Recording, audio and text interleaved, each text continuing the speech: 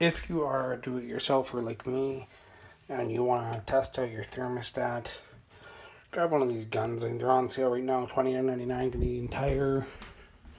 That's my old one, which is a little bit more accurate.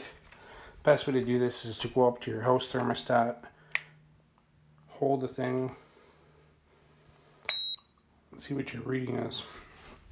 That one says 61, and this one will say 62.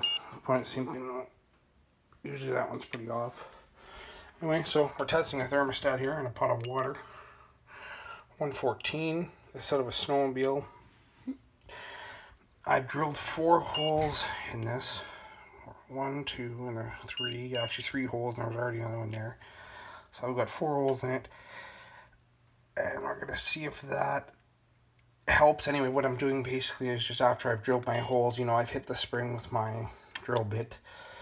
You know, it wasn't a professional dealership. It was here on my counter where my wife loves me to be working. And yeah, so I just want to make sure everything's functioning properly. I'm going to do about 3 or 4 tests on this, and you can see it opening now there. 1 to 3 or 4 tests just to make sure before I put it back in the snowmobile to have less problems. But yeah, if you want to test a thermostat from home, you can see the top of it right there opening. And we'll take our heat gun, return it after you're done. It's 135. You can see the top right there where my laser is. See a little gap in there? So we get the camera in there. Yeah, anyway, it's opening up. There, she's really opening up now.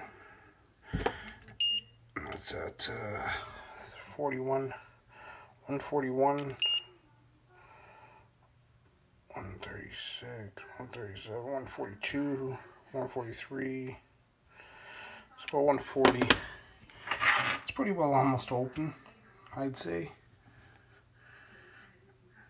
It's pretty well open now.